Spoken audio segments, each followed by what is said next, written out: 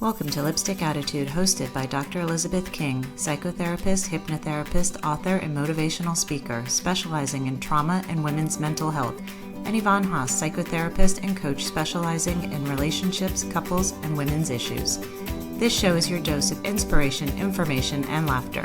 In each episode, Dr. King and Yvonne bring you hacks, tips, and inspiring stories to help you live a successful life. So ladies, grab your lipstick. It's time to do this. The Lipstick Attitude podcast is powered by Suit Stilettos and Lipstick Foundation, a nonprofit movement to empower women and children from all walks of life to be resilient, self-confident, and purposeful leaders through education, mentorship, and community outreach. To learn more, visit sslwomen.org. Please note that this show is intended to empower and educate. It is not meant to be utilized as a substitute for individual therapy. Well, good morning, everyone. This is Dr. Elizabeth King, and this is the Lipstick Attitude. And I have my co-host, Yvonne Haase, and we have a very special guest that Yvonne will be introducing. Good morning, ladies.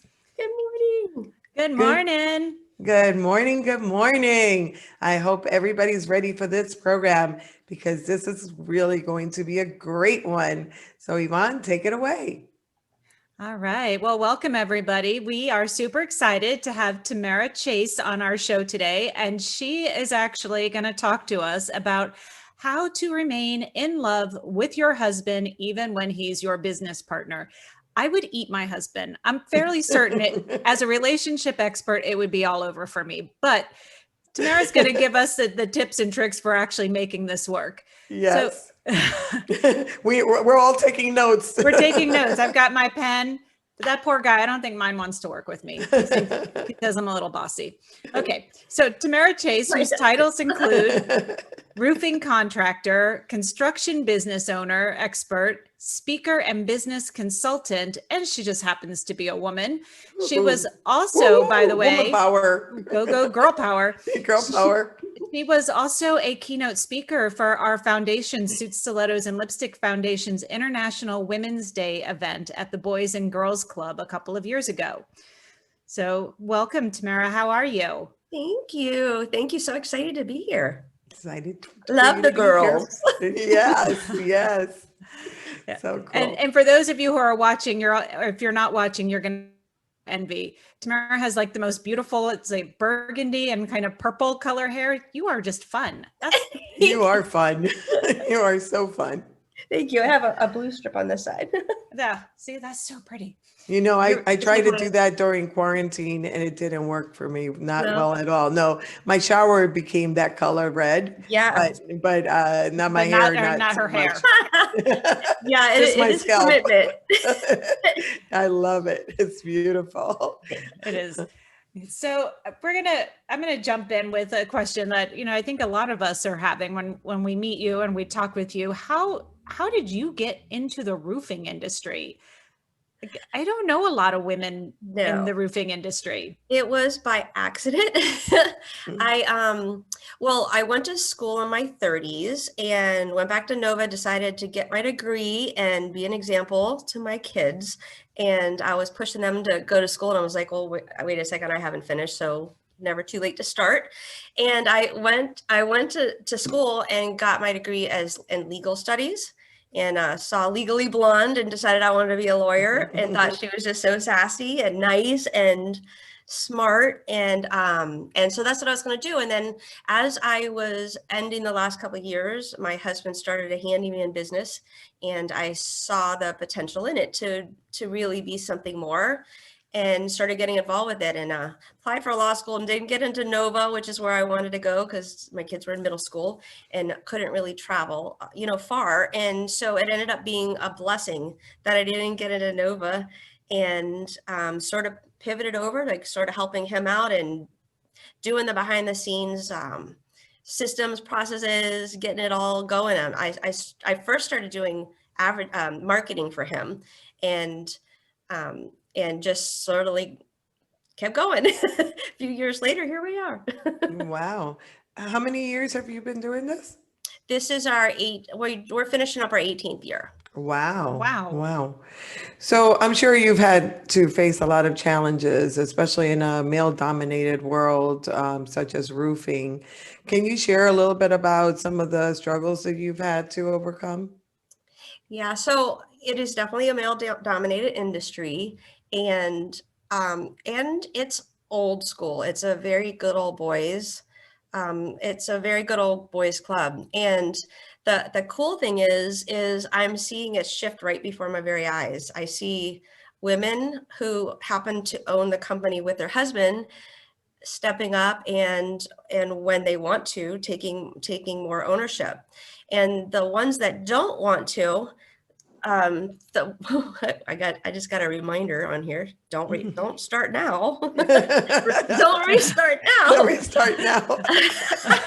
So the ones that don't want to take on, more of a leadership role, just stand up and own the part that they are taking. So a lot of women aren't realizing that they're really the backbone of why their company has the culture they have. They're the ones that are driving that, and the people part and the feminine qualities that women bring are so important to businesses. So I it's really cool to see the women stepping up, and I'm seeing, National Women in Roofing is around. We just brought that down a chapter a couple years ago to South Florida, and you just see women like choosing roofing as a career. It's still a little, you have to sort of ignore some of the comments. I'll say it that way because people just make assumptions with the gender on who's qualified or not qualified to do something. So it's interesting. I'm sure it is. I'm Yeah, sure no, it is. definitely. So with your customers, then do you find that they prefer to ask your husband questions about roofing as opposed to you? How do you address that? Yeah, I would say for a long time, even the team would at first. It took a long time to start developing and just showing up as a leader. And then, the first people to jump on board was my team because they're actively involved with us. So they saw what I was doing, and they saw that I was leading. And then we had several things that were really major that went on throughout our business cycle that I rose to the occasion with it and really brought the team along with me. So internally was the first place that started, showing its true colors. The customers will call in and tend to ask for my husband on some things. I'd say it's probably less now than it used to be, for sure. But a lot of times the customers, they just want a resolve. They just want to know they've been heard and find out the next steps and how we can do that. I don't think they're as concerned anymore about I don't get that feeling now as much as I used to. So along that same line of question, what about your staff? Like, do you have any pushback from the men that work for you in the roofing industry as far as seeing you as a leader? Yeah, and I would say at first it was more so being aligned with my culture that I was implementing. So I didn't really have an example of a woman who owned a roofing industry. So all I knew is how it was. The norm of the roofing world didn't align with how I would naturally be a leader. And so it was like a stark example of like, okay, no, that doesn't work for me, and this feels right. So that is really sort of the direction I was going. I'm very people oriented, and I'm very team. Like, I absolutely adore my team, and I put a lot of energy training, and I put a lot of time into them. My philosophy with the business is take care of the employees, and the employers are happy, and then they take care of the customers, and then the customer are happy and they take care of the business. So my entire week and month and quarter and year is all about the employees and how can we be aligned with creating that wonderful customer wow experience. So a lot of it is really, I'd say at the beginning that alignment with the culture was not accepted at first, and it took a little time to get going there. Now it's normal. Like in our last meeting, my roofers had pom-poms, you know what I mean? Like I didn't tell them to do it, but they're just Oh having my pom-poms gosh. everywhere and I being love cheered. it. So, I would say over the last, 15 years, it's really been a huge shift. Like we run our roofing company very different than anything else, just because I don't know what other people do. I just know what felt right for us and what was important to us. So at first, I would say the team really struggled with that. They would do the mom dad type thing. Like if they knew they weren't going to like my answer, they would go to him, and then he would say, he would say like things like, I just need to stop answering these questions because I'm creating a wake, like he didn't realize that he could be answering something and not knowing that there's a whole system over here going on that contradicts it. And then they would just go, well, he said this. And there was a lot of years of really struggling with that. And my husband and I really needed to be aligned, needing to be aligned first. And even really watching the development of how he's gone through this. So when you know the technical answers for roofing and someone asks you, the natural thing is to answer it and separate, is this a technical, like, is this my lane or is this her lane? So if it's a system and process, then he knows to move it over to my lane. If it's a technical question, then he can answer it. That's who I go to for technical questions. You know what I mean? It's like they complement each other.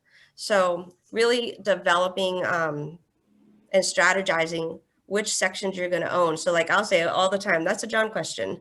And all the time he'll be like, well, it's a Tamara question, It's really, really respecting each other's expertise, really. And that's awesome. And you talk about, being able to do this with your husband and staying in love with your husband.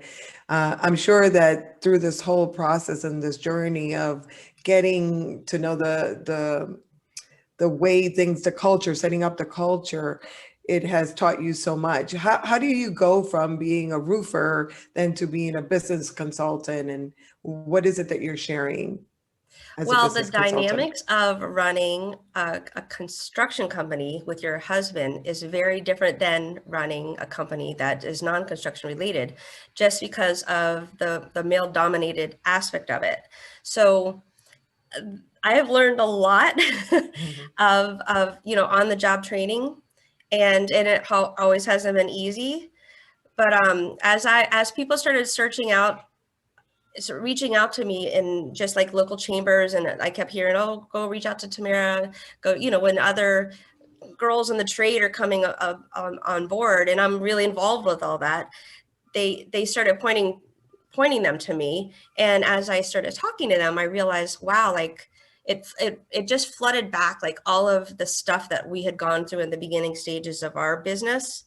And just talking with them and going through being a supportive role with them helped them immensely. So it sort of grew into consulting. I consult with other couples who own a trade company, because it doesn't matter what construction it is. It's all the same concept. The entire construction industry is still catching up. It's an industry that's just, it's a very good old boy. So watching these girls who are choosing to go into construction and be a support with them it's like more than fulfilling for me. I just absolutely love it. So what have you learned that you feel is like important that you share with other women? I would say a lot of it is recognizing your qualifications, and I would confuse qualifications for having done it before. And over and over, I was shown this process that I would doubt that I'm qualified to do something. And all that it was I hadn't done it yet. So you may have transferable knowledge, you may be learning something, you may be figuring out, but girls are really good at figuring things out and going to the people who can help them and support them and get things done. So if I could talk to my younger self, it would be, you are more than qualified to do this. You just haven't done this part yet. And once you've done it, then you can say you've done it. But being qualified is not the same as completing a task. So I really held myself back for a long time. I would bring in other people thinking I wasn't I wasn't good enough. So coming from a place of I'm not good enough, I need someone else to fix it, is different than bringing somebody else on because they have, an expertise that's magical and it's going to complement. It's a very different energy. And, I've spent my entire career surrounding myself with people who are better than me in their area. So, all of us together create a nice little wheel. We're all just a spoke in the wheel. Like one part is not any more important than the other spoke because they all have to be functioning to make the wheel turn. They do. I so love your message. I love that message. There's no part that's more important than the other. I love that. I love that. No, for sure. We talk about that all the time with, women supporting other women, especially, and how if everybody came together to do that, the blueprint would be extremely different, Right. The dynamics and of how we feel. Like a lot of times, like really, really tapping into your intuition and your gut is a feminine leadership quality. And pausing and reflecting and being able to say, let me get back to you on that. Like all of those are such feminine qualities that are so magical when you infuse them into a company. It teaches other people that we don't have to just keep saying yes, yes, yes, and maybe knows the right answer. And it also models it that that the employees can do that as well, that you have permission to stop and think about something and not have to have an answer this second, Okay. I want to start delving into the heart of some of this today with you working with your husband, which I saw that you guys are high school sweethearts. That's awesome. I love that. So what advice do you have for women who are in business with their husband? Besides don't eat him. I love this question. I love working with my husband. I love that we both have such unique sets of eyes for looking at it. And for a long time, I was fighting with him, and it was like an internal struggle. Like, why doesn't he see it the way I see it? And he had to have been feeling the same way. And the shift happened when I started realizing that what a blessing that we don't see things the same way, that we have two perspectives, that we're both going towards the same goal. And now we have two sets of eyes to look at things. So the part that complements each other and tapping into that, like, wow, because you're really strong in this area, doesn't weaken anything on your side and vice versa. Like they're truly complementary. Like when you can figure out like, all right, which parts are you going to do? Which parts am I going to do? And so I have 5 tips for a fulfilling marriage. And when you work with someone, you want to hear them? Yes. Yes, of course we do. We're taking notes. We're taking notes. We might need this. We need this. Yeah, we're taking notes. The first one is lots of conversations, real conversations, not how was work today, and only only talking about work. Real conversation. So the whole goal is to have a fulfilling marriage, not just be married a number of years.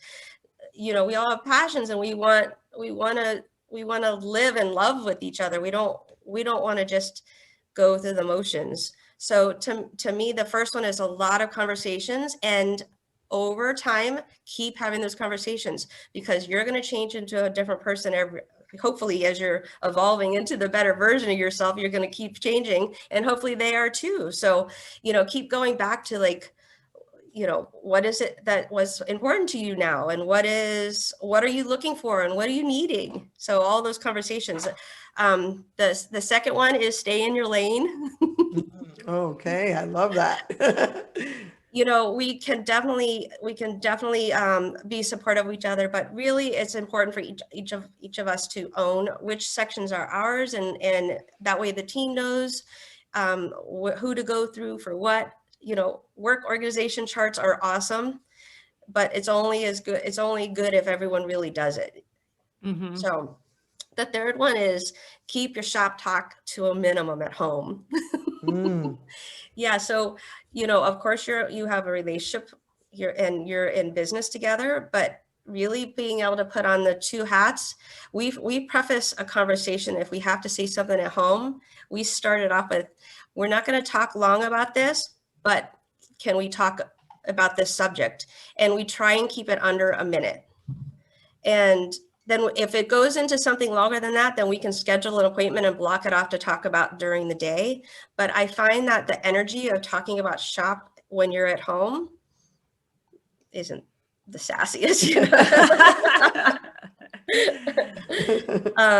The fourth one is ask for support. So I think sometimes we forget that the other person is not just our business partner, but they're our lover, our best friend, and that's who you would go to when you want support, and not forgetting that person is really in your corner, and the last one is make sure you do things that make the other person feel like you see them.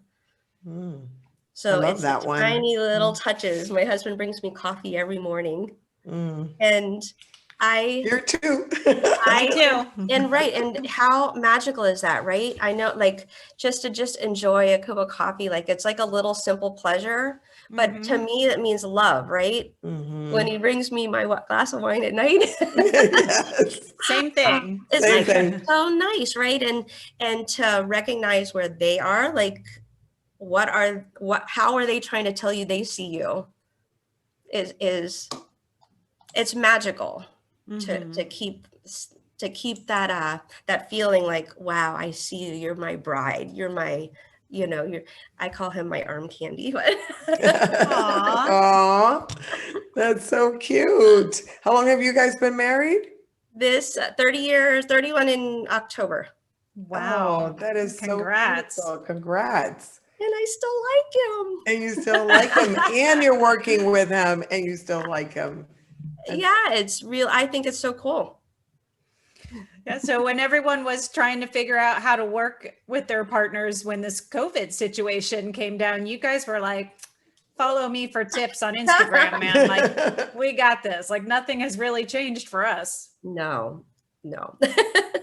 So do you spend a lot of time teaching women these tips that you just shared with us? Because they're phenomenal. Oh, well, I mean, I sneak them in. You do? I do. I think that's one of the most wonderful thing. It is a relationship that you can really admire and say, things have not always been perfect by any means. And the fact that you can still keep going back to those conversations, like, really, what is it that I could be doing to support you that would, just make you fall in love all over again, just over and over and over. Falling in love is super important. I just love the passion and the importance of it, the importance of working at it. So how then do you maintain a work-life balance when you guys see each other, every day, all day? And, how do you maintain that at home? Like, does home become just home and work is work and we don't cross those? I try really hard to do that. So of course something slips in every once in a while, but we really, really work hard to it. And, this is something that we've had to improve. There were times I remember when we were first starting off the first few years. I mean, my kids were probably always like, please stop talking about work. And, the me now realizes that separation needs to happen. Before I walk in the door, I take a breath and I make a point to greet him like it's the first time I've, like, just really, like, how happy is it that he's sitting here or that he comes home? Like, how it just, like, I really try and tap into that. And I feel like that really helps the whole entire evening. And we just try not to talk about work. We talk about other stuff. We're empty nesters now, so we get to discover a whole new level, and, it's so easy to get caught up into all the stuff on the list and to really just tap into each other. And the conversations that we have are like crazy now because they're not necessarily involved around kids, they're older. My daughter has a 3-year-old. So we're in that stage now where we could just, you know, you're not having to worry about all the details of the kids. It's all about like catching up and, you know, what's going on, but it's not like it's not like it was when you're parenting, when they're in your house. So you really get to move on to what are your interests? Like we love to travel. I'm so looking forward to traveling. We love to Yes. travel and we love food and we're foodies and we love wine and we love, you know, just surrounding yourself with good people. That energy that comes from a night out with a good couple is like, love it, you know? And That's music, awesome. we like love music. So we have all these little hobbies now that we get to enjoy. And it's so important that you share that because all of us busy women, we struggle with that work-life balance. And I don't know for you if this is the case, but you know, it's a everyday struggle. It's the struggle is real, you know, Yeah. to keep it balanced. Yeah, Do you I feel think that way? that's what's helped me the most with that is putting you first. And so putting things in your calendar that are going to balance you. So I put my calendar in by color coding. So it's real easy to see when I look at my week whether it's balanced or not. If it's all one color, it's really off balance. So Oh, that's great. I I have a like color that for like tip. internal teams, like all my manager, you know, my managers and my direct reports, and you know, that's all one color. I have one color for outside meetings, and I have a color for me time, so personal time, and I have a meeting with coaches. So I'm all about always learning. I always have a lot of coaches. I really think that's super important to tap into people who can keep you aligned and on focus. And so when I see like all one color, I'm like, whoop. So I really try and plan my own stuff first, and even like thinking time, I'll put on the calendar. I know it sounds crazy, or a morning ritual or whatever it is. I just put it all on there, and it sort of keeps me blocked off. And then part of me time is time with my husband. Like that, I enjoy that. I love to go do stuff with him. So I love I that think if you put idea. that on there first, then you know at least it's going to get scheduled. You know, Yeah. you're having time to do it. Otherwise, you know, your calendar can get really full with off balanced things. Yep, for Yeah. sure. No, I love that color coding. I may take that as well from Just you. wrote that down. Yes, because I actually do my calendar scheduling just like you, but I don't color code. And Okay. sometimes I don't see it that I am off balance until I Right. feel it. I Right. think the color would be a really great reminder. Yeah. Hey, not putting enough self-care time in there. Yeah. I Yeah. So love that yellow idea. is self-care time for me on my calendar. And so there's got to be a couple of times on there, and I just schedule it. I mean, that's the benefit of owning your own company. You know, we think about work all of the time, and it's not like you clock out and you're done.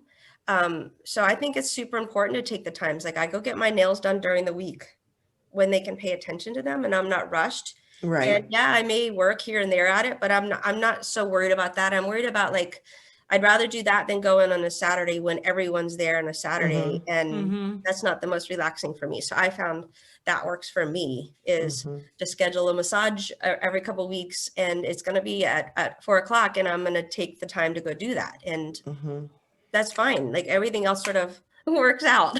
I feel like the more I take care of myself in those things, the more I have to offer. Absolutely.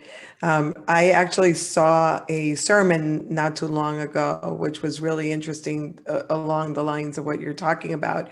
And the pastor, what he did was he showed two vases, and he said that what happens is that what we do normally is we put all the small pebbles into one jar. And the big stones, which are self-care and time with your husband and all those things, those are the big stones. We never put those in until at the end, and we try to fit them in on the top. Well, what happens? They fall off because there's no more space. Right. And what he suggested, and actually Stephen Covey talks about this as well as in the 7 Habits of Successful People. If you put the big stones in first, which is what you're talking, and then put the pebbles in afterwards, then you are attending to the things that are supposed to be prioritized. And I have to be honest with you, this is something that I have really struggled with, because my mindset would allow the people that are, reaching out and needing something, to fill up my day. And it's something that I've had coaches that have really been like, no, this is very serious. You need to take time. Like I take Thursdays off now. I don't let anyone schedule anything on Thursdays. And that's I go down rabbit holes on those days. So I don't have any appointments. So the feeling of not having to go and have a time, it works great for me, because I'm very spatial and I can get very wrapped up into things. And, a calendar keeps me moving, right? So, but what happens is sometimes I don't get to go down the other layers of more depth of different conversations. So I have found that I have had some of the best breakthroughs after a few days of going down these loopholes. They're just like rabbit holes that I just end up going down. And all of a sudden, I'll connect something with something I did from 3 Thursdays ago. And it's a whole new way to do something. But if I didn't allow myself that time to think and go through those processes, you're just busy all day. Yeah. And I think I'm starting to do that as well, to take one day. I really struggled, and then I'll let people fill it up anyway. And then I started filling up with things that I like to do, thinking that was okay. And I really had to, it's important to me that I keep remembering that and figure, if that doesn't work, figure something else out. What will work? Yes. I found a lot of things that don't work. Yes. That's lots of those. Yeah. Trial and error, and I always say, don't be afraid to give up and abandon something that you thought was going to work. If it's not working, don't keep doing it. Exactly. So it's super important to me. And it is something, in all honesty, it's been a struggle, but very rewarding, when it works. and I'm getting much better. That's great. So in all your spare time, apparently, how did the Dolphin Cancer Challenge team come into play? How did that get started? That got started in my husband was actually training to be a participant in that. And so the Dolphins, Miami Dolphins, it's like their signature activity that they do for fundraising. It's actually the largest one in all of NFL. It's a huge event they do. And they have participants from everything from, they've added a 5K, but it used for years was just riding. So it was 14 miles, 25, 35, 50, and 100 miles. So they would start all in different areas and all end in the Dolphin Stadium. And they would raise money for cancer, all types of cancer. And Sylvester Cancer Research Center is the beneficiary of that. And University of Miami is really big involved. It's a huge, huge event. So friends of ours had participated in the past. He decided he was going to go ride the year he found out he had cancer. And so we went through his process. And when he was cancer-free, then we joined together. It was about 7 of us, and we went and trained and rode the 25 miles. And it was just such a wonderful experience. I was riding through the tunnels of the Miami Dolphins, and I get goosebumps every time I think about it. It was just such a wonderful, powerful experience. And I was like, everyone has to feel like this. This is incredible. So the next year I formed a team called Cancer Fighting Contractors. And so my world is contracting. And so I know a lot of people in contracting, and I didn't want it to be a Chase roofing show. I wanted to really figure out, how can I get people involved? So we opened it up to our local roofing association, and there are a bunch of people on our team that are competitors of ours in the roofing world. And it's cool. I am so humbled by it and grateful.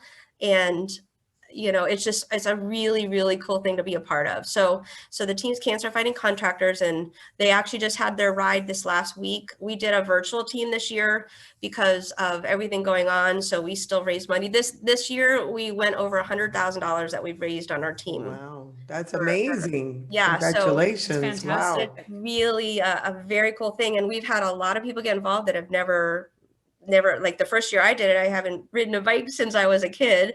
And so we involve all sorts of any level of training that people want. And just it's cool to we'd have practice rides and end up becoming family. So That's awesome. Wow. Well, we always ask this question, and I love this question because it really speaks to really what your journey is. What do you hope your legacy will be? oh, I have a word, and it's kindness. And my legacy, I hope, is that people will be kind to themselves first, and then remember to be kind to others. Often it's easy to support other people and see where people are in need. And I learned a few years ago when I tapped out and forgot to take care of me, and really had hit really a bottom part of my energy. And I realized that you need to be kind to yourself first.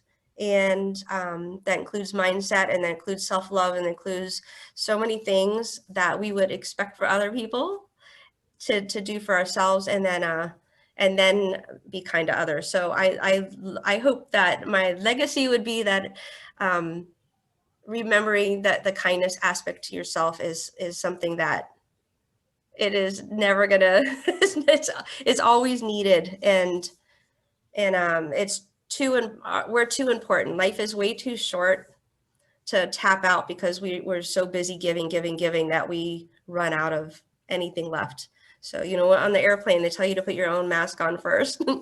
There's a reason for that, Yes. because it's not going to do any good if you're not around to take care of anybody. For a long time, that's the only thing I could understand. Like, I couldn't understand taking care of myself first, until I realized, wait a second, I can't take care of anybody if I'm not around to take care of anybody. So. Well, what a great message for this program, because that's what Yvonne and I do every day, is teaching women to do exactly what you just said. So I think we're locking arms right now, just trying to get that message across, that women, especially, and we want women to know that they're enough, they deserve to take care of themselves, because I think that's really where they lack, in that they think they need to take care of everybody else, Right. and forget how important it is for them to take care of themselves. So I have a challenge for everybody. Go look at your Yes. calendar next week and make sure that something's on there scheduled for yourself. I love that. I love that.